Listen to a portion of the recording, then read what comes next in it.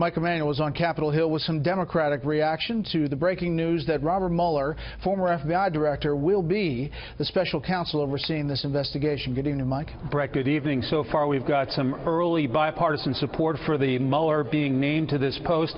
Oregon Senator Jeff Merkley praising the selection, saying, quote, "This is a victory for all Americans who believe in the integrity of the rule of law. This investigation must be given the full resources and independence it needs to succeed. We must follow the facts wherever they lead and demand complete accountability for any wrongdoing that is found." California Congressman Darrell Issa, a Republican, was seen here in Stat Hall a short time ago. He expressed support for selecting Bob Mueller for this post, talked about his integrity, talked about his experience, and so this is obviously breaking news this hour. Lawmakers are learning about this selection of a special counsel, and so far the very early reaction we're getting from both parties is quite positive. There's been great anticipation about the Deputy Attorney General Rod Rosenstein coming up to the Hill tomorrow.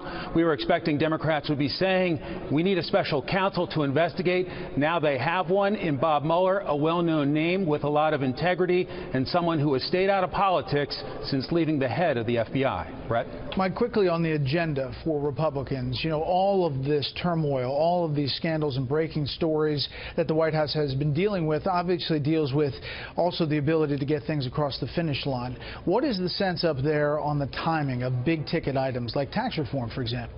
Well, yeah, you're absolutely right. There's a lot of concern about the impact. Everywhere Republican lawmakers go, they're getting asked about the latest drama at the White House. There is a very serious concern about it sidetracking Congress. We've had some stories come out suggesting that tax reform could slip to next year. The danger of that, of course, is next year is an election year for members of Congress, and so there's a concern about getting big things done during an election year. Senate Majority Leader Mitch McConnell was asked about the timing for doing tax reform. He's avoiding any kind of firm deadlines, says he would like to get it done this Congress, but that suggests it could very well slip into late this year or perhaps early next year.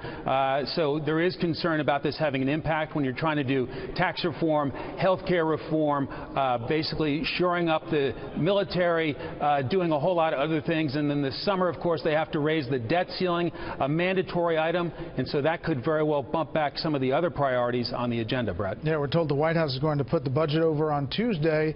It's all coming together, but we'll see how much they can move. Mike Emmanuel live on the Hill. Mike, thanks. Thank you.